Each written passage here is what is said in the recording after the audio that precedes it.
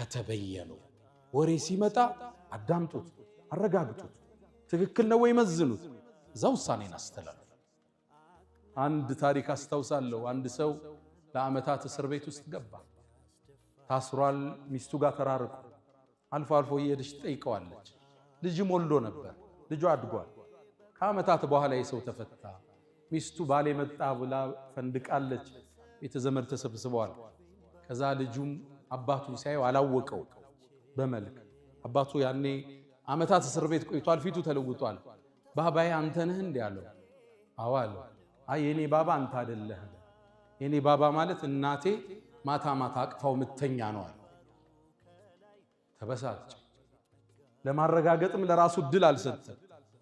ፎቅ ቤት ነበረ። ሚስቱም በልዴት ወረወራት። አካሏ ተጎዳ። ከዛም እሱም ያለቅሳል። ልጅም እናቱ ወድቃለች ያለቅሳል። እስኪ እናቴ ይዛው ምተኛው ሰው ያሳየኛል። ልጁም ከመሳቢያው አምጥቶ ፎቶ ለአባቱ ሰጠ። ያ ፎቶ አባቱ በወጣትነት የተነሳው ነበር። ሚስት ባሏን ስለናፈቀች አቅፋው ትተኛ ነበር።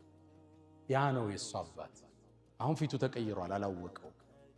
አሁን በምን ይክሳታል? ይችም ሚስት አካል ጉዳተኛ አድርጓታል።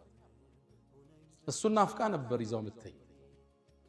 ፈተበየኑ አረጋግጡ። በየትኛውም የህይወት መስመር ፖለቲከኛም ሁን፣ ነጋዴም ሁን፣ አመራርም ሁን፣ ስራም ላይ ሁን፣ መጀመሪያ አጣራው፣ መዝነው፣ አቸኩል ለውሳኔ።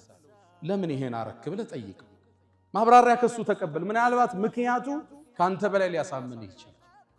ረሱል አለይሂ ሰላቱ ወሰላም በጣም የረጉ የሰከኑ የአመራር ብቃታቸው ተዝቆ ማያልቅ ስክነት ትልቅነት የተላበሱ የኛው ነብይ ረሱል አለይሂ ሰላቱ ወሰላም ፈለጋቸውን ከሚከተሉት አላህ አድርገን።